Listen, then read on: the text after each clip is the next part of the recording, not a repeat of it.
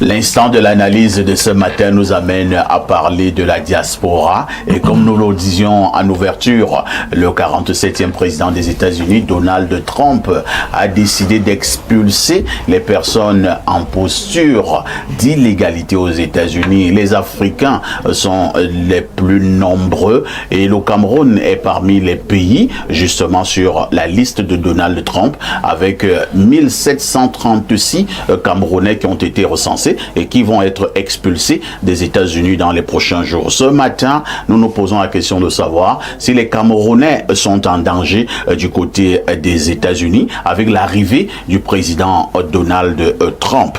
Je commence par Timothée et Somba Abena. Quelle est la lecture que vous faites de manière générale de cette décision de Donald Trump à expulser les personnes en illégalité et surtout nos frères camerounais? Bon, c'est triste pour nos frères camerounais pour deux raisons. Même étant en situation d'illégalité, ils contribuent à notre PIB ici avec les transferts de fonds. Et ils contribuent aussi au PIB des États-Unis parce que ce sont eux qui travaillent, font les petits boulots noirs et tout, qui impactent l'économie d'une façon ou d'une autre. Maintenant, Donald Trump est fidèle à sa ligne politique qui est celle de nettoyer l'Amérique de tous les immigrés illégaux. Il est même allé plus loin en décidant d'amputer le droit du sol aux enfants nés des personnes en situation d'illégalité. C'est cynique, mais on peut le comprendre. Parce que les États-Unis, quand même, font partie de ces pays qui, dans l'immigration régulière, accueillent des milliers d'Africains, de Français, à travers le mécanisme des millions de loteries américaines. Quelqu'un peut donc se poser la question de savoir si, de façon régulière, on en accueille autant, pourquoi continuer d'être tolérant envers ceux qui viennent dans l'illégalité? C'est difficile pour nous parce que c'est 1700 Camerounais qui ont déjà un fonctionnement américain. Certains font même dans l'illicite, d'autres sont trans autres, LGBT, machin. S'ils débarquent ici, on aura comme une armée de nouvelles personnes qui arrivent au Cameroun avec tous les problèmes sécuritaires. Oui. On va d'abord aller du côté des États-Unis, où s'impatiente Carlos Moser Kenfak. Carlos Moser, bonjour. Parfait. Carlos Moser, bonjour. Bonjour, parfait, bonjour. Je signale que vous êtes de Los Angeles, dans l'État de la Californie. Vous êtes journaliste vivant aux États-Unis. Quelle est votre réaction et surtout comment les Camerounais vivant de ce côté ont accueilli cette décision de Donald Trump? Alors, de but en blanc, ce qu'on va dire à l'arrivée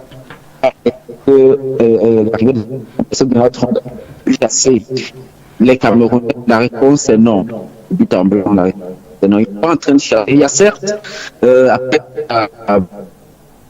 depuis le dernier, il a décidé. C'était plus de ciblés, parmi lesquels justement donc l'expulsion des non-employés américains qui ne sont pas en règle.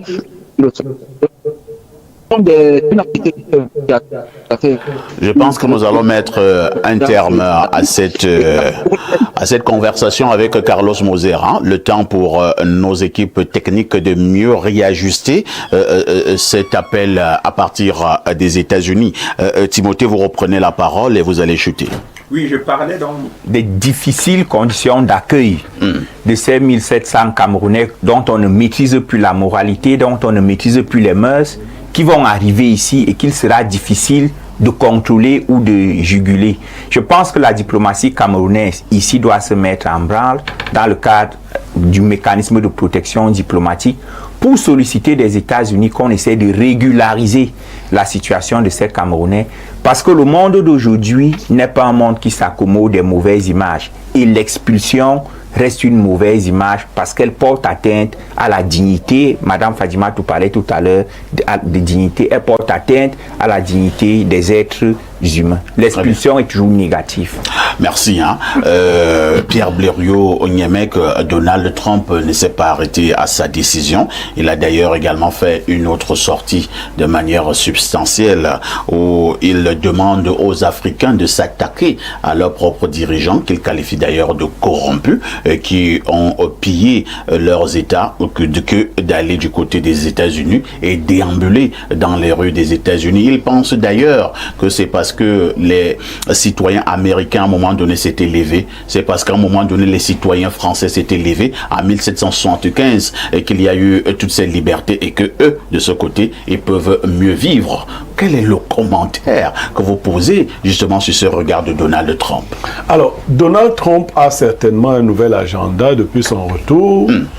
Peut-être qu'il était fâché quand il est parti. Les présidents africains n'ont pas dû lui manifester leur empathie. Il est revenu, il a dit, bon, je reviens maintenant pour vous régler des comptes. Quand j'ai lu ce texte, j'ai eu l'impression que c'est les gars de la base qui l'avaient rédigé. J'ai aussi soupçonné. Mais comme j'ai également vu ça ailleurs sur les plateformes, même du côté des États-Unis, bon. Je me suis posé des questions parce qu'il parlait déjà avec beaucoup de vulgarité. D'incitation aux insurrections et tout. Je ne sais pas s'il peut lui-même gérer ce flux d'insurrections qu'il invite l'Afrique à engager tout de suite. Première chose. Deuxième chose, je crois que Trump se trompe de combat. Ce n'est pas... Trump se trompe. Oui. Ce ne sont pas les Africains et autres son problème. Il y a d'autres civilisations qui ont fait plus de mal aux États-Unis et les Américains ont fait du mal ailleurs. La Terre a une forme de globe, on appelle d'ailleurs le globe terrestre. Ça veut dire qu'aucun individu ne devrait être fixé définitivement à un lieu précis du globe. Nous nous imaginons un monde ouvert sur lui-même. Et les États-Unis ont donné l'impression, d'ailleurs ils sont même, il faut qu'on rappelle ça à Trump, ils se trompent. Les États-Unis sont faits de la chair et du sang des Africains. Ouais. Peut-être que sa culture ne lui permet pas de le savoir. Pour lui dire que la dette colossale que les États-Unis doivent à l'Afrique en général justifie qu'ils prennent même en charge tous les Africains. Cela ne met pas, ne disculpe pas nos chefs d'État de leur comportement et autres. Mais, et Sumba le disait, aujourd'hui on expulse les Africains. Hier on les prenait de force pour les amener là-bas. Aujourd'hui on les expulse. Ils sont allés dans l'illégalité. Pourquoi? Parce que les voies légales ne sont pas faciles. Une loterie, oui, c'est combien de personnes? Nous devions même nous déverser là-bas aussi, c'est le chez nous. C'est le chez nous, c'est le chez nous. Ils n'ont pas payé la dette, ils n'ont même pas commencé de la payer. Donc c'est une très mauvaise image. Mais maintenant j'en veux aux Africains qui n'ont pas su et qui refusent toujours de devenir une force. Vous savez comment Trump résout ses problèmes avec certains présidents? Non. Quand il vous appelle, il vous dit, bon, faciliter telle chose pour une société américaine, vous lui dites que ce n'est pas possible. Il vous dit, bon, ok, votre produit tel qui vient aux États-Unis sera taxé. Voilà. Vous lui dites, après ça devient possible. Il dit, je savais que ce serait possible. Donc, les Africains n'ont rien fait pour devenir une force. Nous n'avons rien fait pour devenir une force. Il peut vous dire qu'il est en train d'expulser les Chinois. Alors que hier, la Chine et le Cameroun, c'était presque la même chose. On nous expulse aujourd'hui comme des enfants mal aimés, comme des bâtards.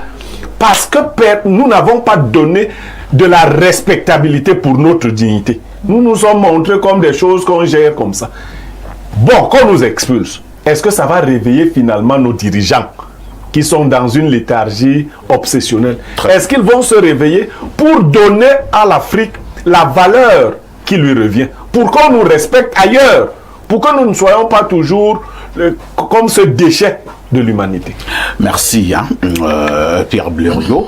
Fadima Toubongonon, j'ai peur de poser la question, jusqu'à quand les Africains et l'Afrique vont continuer à être humiliés à la face du monde si on peut expulser les Africains maintenant de cette manière ordurière, plus précisément les Camerounais? Est-ce que ces dirigeants africains n'ont pas quand même des questions à se poser? Quelle est leur part de responsabilité? Monsieur Porphyre, lorsqu'on revient sur la question de l'immigration et on on braque le curseur sur les dirigeants africains, cela me pose un problème parce que dans le monde, il est compté, il est dit qu'en 2000, nous parlons de 2013, 2010, 2013, qu'on avait près de 281 millions de migrants internationaux qui allaient d'un pays à un autre, et que en ces 10 dernières années, le chiffre a doublé.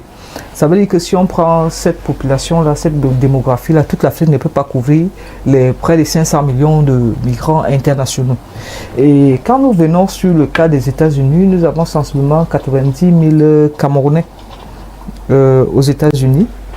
Et ça, c'est les chiffres de 2023, parce qu'en 2016, on comptabilisait près de 16 000. Bon, ils disent qu'ils doivent expulser 1736. Et nous aimerons aussi indiquer qu'il ne s'agit pas exclusivement de l'Afrique. Ils ont commencé avec le Mexique. Tout à fait. Mais ce qu'ils ignorent, c'est que le monde est ouvert. Il y a un phénomène qui se passe aujourd'hui dans le monde où les gens ont tendance à aller ailleurs.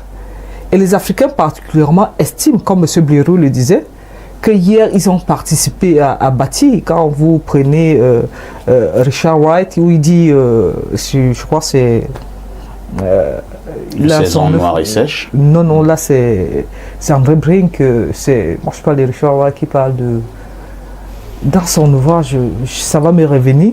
Il dit il n'existe aucun immeuble qui ne porte l'estampille de nos estampilles ou bien l'estampille des miens. Ça veut dire que les Amériques ont été bâties par les Africains, aussi bien que l'Occident. Parce que hier, je m'amusais à regarder la commémoration du camp de concentration. Il se trouve qu'il y avait des Noirs. J'ai suivi le témoignage, mais lorsqu'on parle de cette histoire, c'est comme si ça n'existait, les Noirs n'étaient nulle part. Voyez donc la vague de mobilisation des Africains, on aura beau dire qu'on va les expulser, mais nous savons ce que l'Afrique apporte au monde.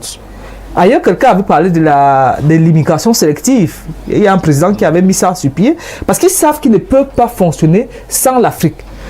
Maintenant, ceux qui doivent être expulsés, sont-ils en cours de régularisation? Les papiers sont-ils en cours de régularisation? Ou bien est-ce qu'ils vont rentrer chez nous? Qu'ils sachent qu'il n'y a pas mieux, on n'est jamais mieux ailleurs que chez soi. Ce qui est constant, l'Afrique ne va pas rejeter ses enfants, parce que j'ai essayé de regarder, au Ghana il y a sensiblement 3700, au Nigeria sensiblement le même nombre de personnes. On ne peut pas, l'Afrique ne saurait rejeter ses enfants. Et pour le cas de M. Trump, qui fait le chantage aux autres, parce que vous savez, en France, quand l'autre avait dit nous allons commencer à taxer les produits, il a dit ok, nous serons 100% de taxe sur une boisson très, très française là. Ça s'est arrêté. Et Donald, il a eu sur un plateau, il a dit voilà ce que j'ai fait avec le petit, je lui ai dit ceci, l'Afrique peut aussi se comprendre de la sorte. Mais sauf qu'ils reviennent insidieusement en Afrique pour arracher. Vous voyez ce qui se passe à Goma? On n'allait pas dire que Goma c'est dès que le Rwanda. Ils prennent par force. Mais il faut maintenant que l'Afrique se construise comme une force, une alternative pour leur dire ok, aujourd'hui vous êtes en train de vouloir fabriquer les voitures électriques pour vous détourner de notre essence ou bien de notre pétrole, mais vous avez besoin des minéraux pour fabriquer vos choses qui produisent de l'électricité. Nous aussi nous mettons le veto. Parce que le front lui fait des bruits, mais c'est ce qui se passe un peu partout en Occident. Il y a comme une vague de criminalisation, de stigmatisation des Noirs. Tout ce qui se passe, ce sont ceux qui arrivent. Tout ce qui est mauvais, ce sont ceux qui arrivent. Tout à l'heure, vous avez évoqué le garçon de 14 ans. Ce matin, il y a un autre qui a été poignardé à la nuque à la sortie du rame d'un métro. On dit ce sont toujours les autres qui arrivent. Donc, à un moment donné, l'Afrique doit devoir se prendre en main et les dirigeants également doivent se mettre ensemble. Et se mettre ensemble suppose la mise en œuvre de l'intégration, parce que si l'intégration ne suit pas, si vous ne parlez pas d'une même voix, ça sera très difficile que les choses marchent. Merci. Julie P., on parle justement de parler d'une seule voix.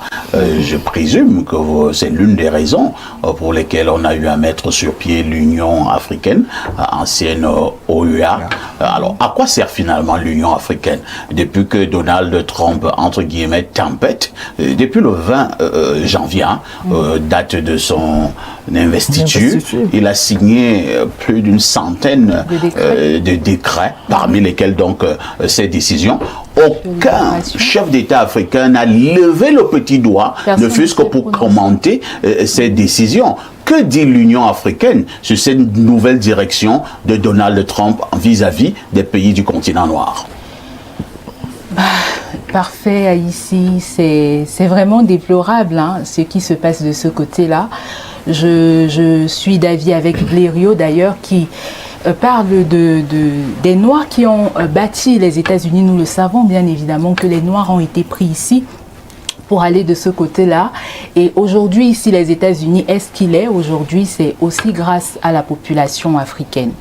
En ce qui concerne l'Union africaine, je ne vais pas trop m'appesantir sur leur rôle, le rôle qu'ils doivent normalement jouer dans ce genre de cas.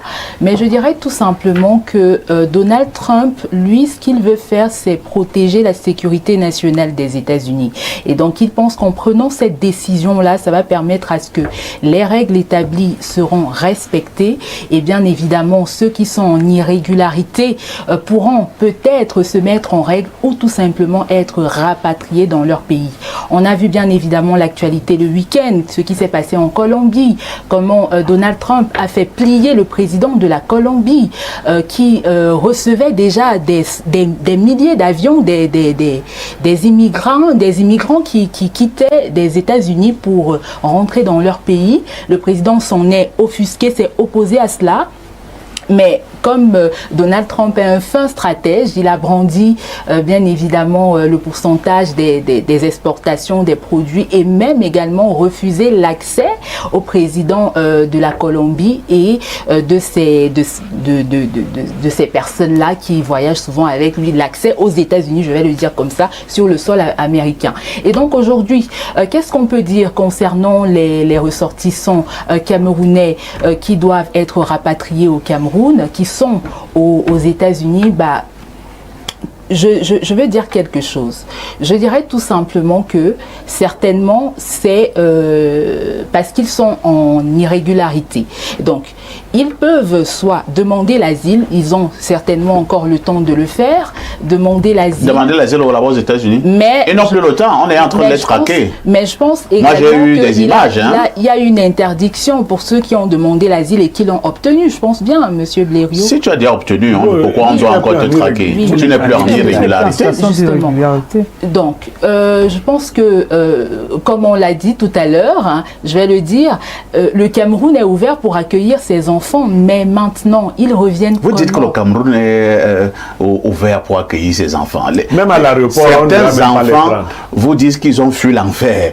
Et vous dites, est-ce qu'ils sont avec la situation économique du Cameroun actuellement, ce serait difficile pour ces derniers de rentrer au Cameroun. Moi, je pense même que certains vont vouloir quitter, aller dans d'autres pays. Pourquoi pas? Ne vont pas revenir ici. Si Donald Trump leur demande leur avis, personne ne va dire le Cameroun. Ils vont dire qu'allez même nous laisser même au Bénin. Oui, même dans un autre pays. Non, le Cameroun, c'est le pire des pays africains. Mais il n'est pas mort. Généralement, c'est pour ça qu'ils ont quitté le Cameroun. Parce que la situation est très précaire ici.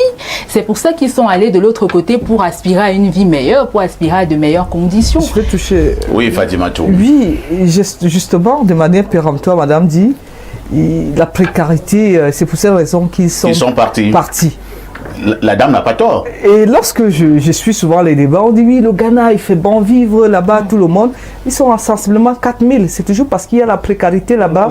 Je doute fort. Je dis, on a toujours l'impression que l'ailleurs est toujours vert. Vous comprenez? Lorsque vous dites, est-ce qu'on va les recevoir? Quand ils partent, on les a accompagnés à l'aéroport. Voilà donc un bon pays. Voilà donc vos enfants sont expulsés. Monsieur c'est bien. Non, vous savez qu'on ne me joue pas comme ça. Non, c'est bon, non, faut qu'on vous voit. Que si je décide de partir, je m'en vais. On te laisse Alors, quand je sors d'une famille, Ouais. On est-ce te que laisse vous pensez que Kibale. ma famille va me régner parce que je suis en train de rentrer? On parle du Cameroun, pas des familles. Avant d'être Les Cameroun- autres États réagissent autrement. Avant d'être camerounaise, j'appartiens à une famille. C'est ce que vous vous Ce dites qui est maintenant. constant, je vais Permettez à rentrer Fadima de dans ma s'accoler à famille. moi. Donc, s'il faut accoler le fait qu'on soit immigrant à la précarité, vous êtes en train de nous dire que les pays que vous vantez souvent, la Côte d'Ivoire, le Ghana qui a près de 4000, le Nigeria a plus de 4000, plein d'autres pays qui sont sensiblement plus le double, le triple des personnes à expulser aux États-Unis sont également dans la précarité qui entre dans la contradiction. Monsieur Parfait ici, aussi longtemps qu'il existera le monde, les gens tenteront d'aller ailleurs, tout comme les autres arrivent chez nous. Malheureusement, chez nous, heureusement chez nous, nous sommes très ouverts hospitaliers, on ne fait pas ce qu'ils font. Mais il est question pour l'Afrique aujourd'hui de s'adresser comme une puissance, d'arrêter les magouilles comme ce qu'on est en train de voir à Goma, C'est compris, hein. pour que les Africains parlent d'une même voix On a compris. et deviennent plus solides face à l'extérieur. Lisons